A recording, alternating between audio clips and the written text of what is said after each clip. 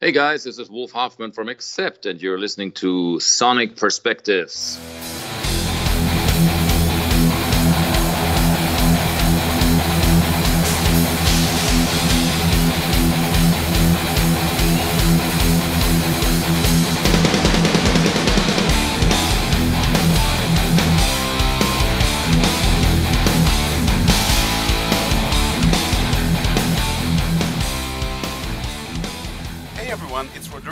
Here from Sonic Perspectives, bringing you another heavy dose of metal. I have here on the line the man who has been with German band Accept since the very beginning, Mr. Wolf Hoffmann.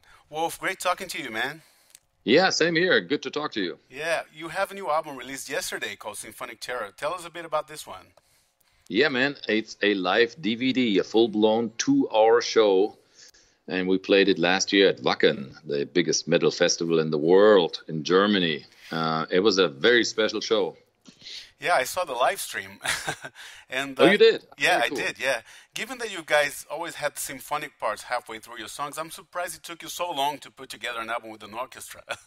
Me too. Yeah, has the idea occurred to you in the past or not? Not really. No, it just came up because I was asked to play some songs play a show with my solo album, Headbanger Symphony. So I was invited by the Wacken people, and then one thing led to another, and all of a sudden it was like, hey, you are there, Accept is there, the Symphony Orchestra is there, why don't you guys play some Accept songs? And then we agreed to that, and, finally, there it is, for the first time ever. Yeah, I'll be honest with you. Since I heard the snippet of For Elise on Metal Heart, and that was a long time ago. Yeah, it was. I always had the impression that you guys should have played with an orchestra before. So for me, as a fan, it's actually a dream come true, man.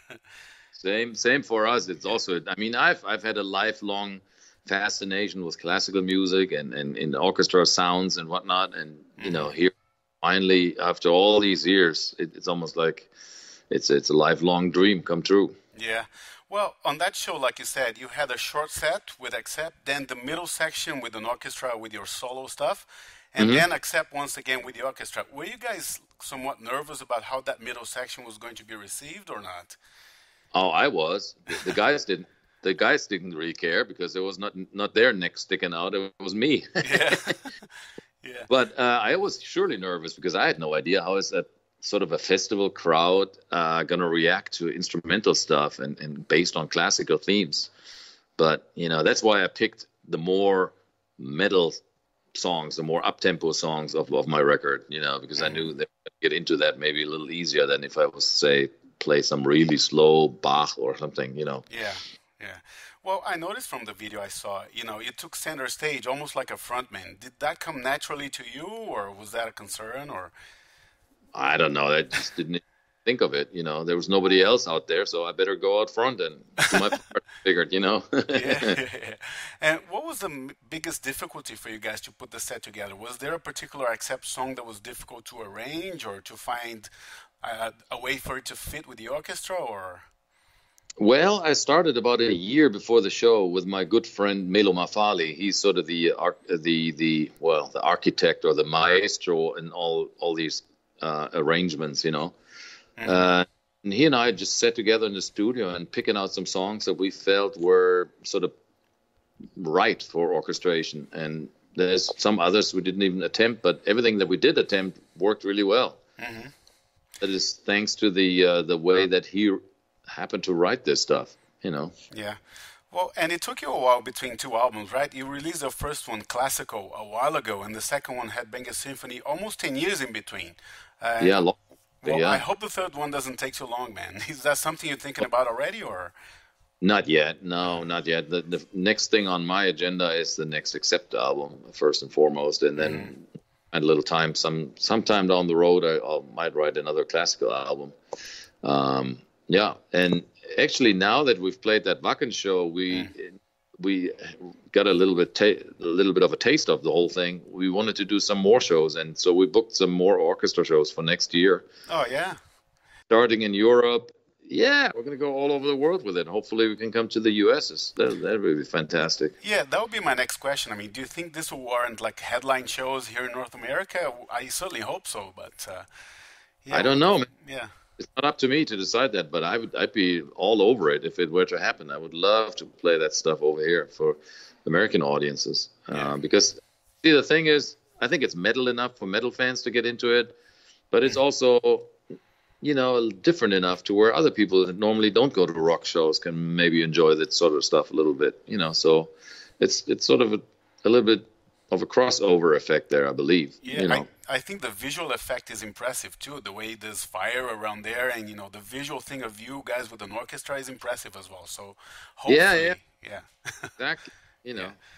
And another thing that caught my attention, and that was expressed in the review of the album that we released in Sonic Perspectives, is how the older material, like Restless and Wild, Metal Heart, etc., blends in so well with the new material, such as Pandemic, Kool-Aid, etc.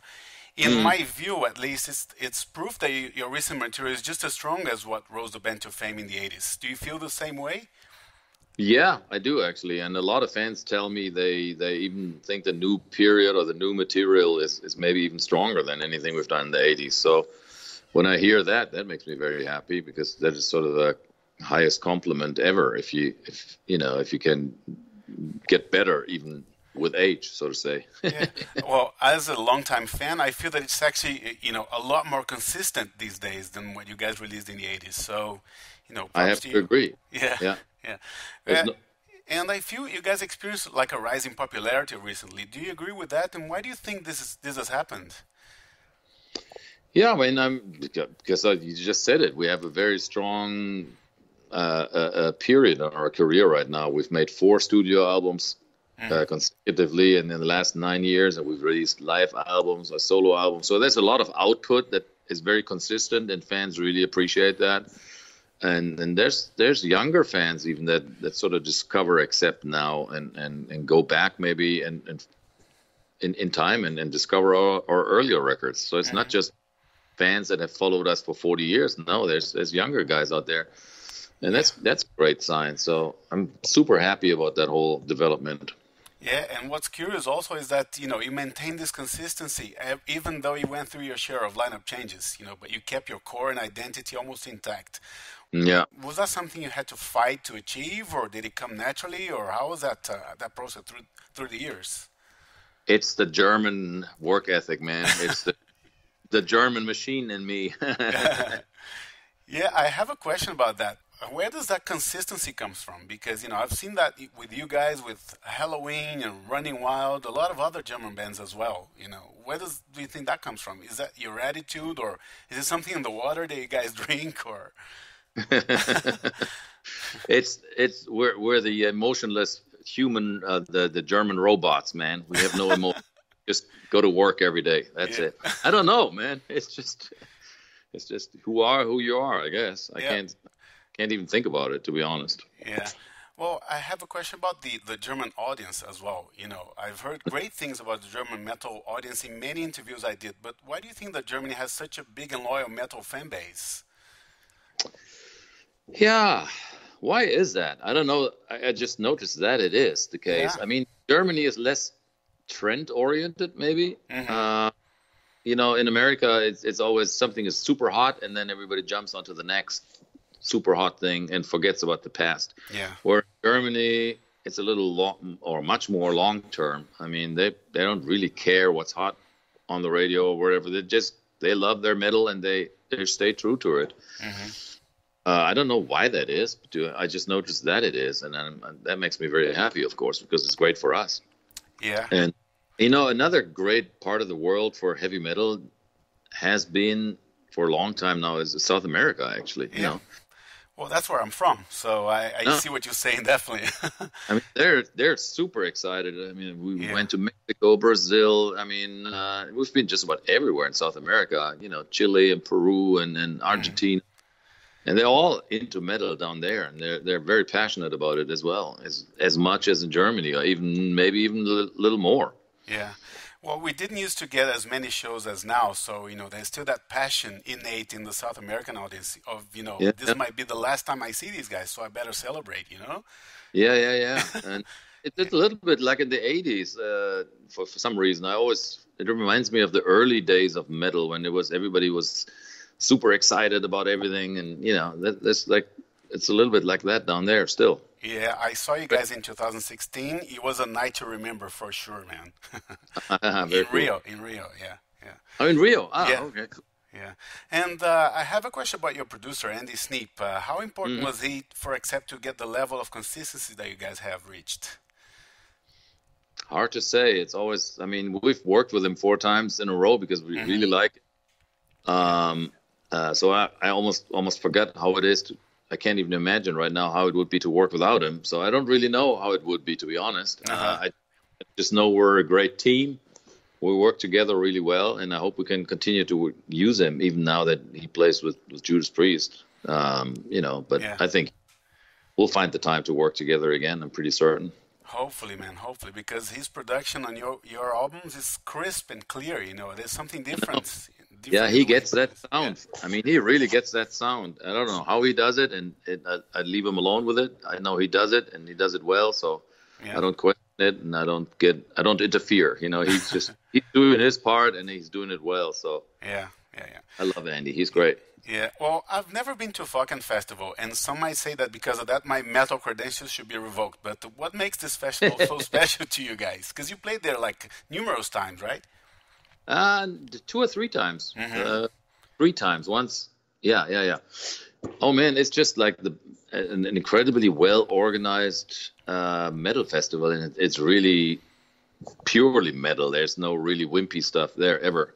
I mean, there's a lot of variety, but it's really mostly a 99% metal, which is awesome. So it's just the best established. But there's other great festivals around the world. It's just Wacken has the biggest reputation, and everybody knows it around the world by now. But there's other great festivals, like Hellfest in France is great, and there's others that are good. Well, in Canada, where I'm located at the moment, we have the Heavy Montreal. So I hope you guys can make it here next year. I'm keeping my fingers crossed, man. We'd love to. That'd be great. Yeah. So to close off, because we're reaching the end of the interview, next year will be, like you said, there will be more shows on the symphonic side of Accept. It will be your 60th birthday, and it will also be the 10th anniversary of Mark Tornillo in the band. Do you plan to celebrate that in a particular way, or have you even thought about it? I haven't even thought about it until you mentioned it. Somebody else just mentioned, which I also wasn't aware of, that next year is going to be the 40th anniversary of our very first album release. Wow. So, I mean, honestly, if you had a long career like we did, we could have an anniversary every year. Not multiple times a year. Like, something always happens 35 or 40 or 25 years ago. It's crazy. Yeah.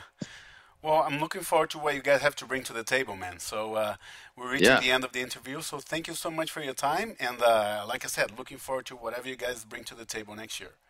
Yeah, man, there's more to come. So stay tuned. Thank you very much. Thanks, man. Take care. Bye-bye. That's it, folks. Thank you for listening. And I hope you enjoyed this interview with Wolf Hoffmann of Accept. As always, we ask you to subscribe to our podcast just so you're up to speed on all our interviews and our Talking Perspectives podcasts. I also invite you to like us on Facebook and Twitter and check us out on www.sonicperspectives.com. We're going to leave you now with the song Stalingrad from Accept's last album, Symphonic Terror. Take care and see you next time.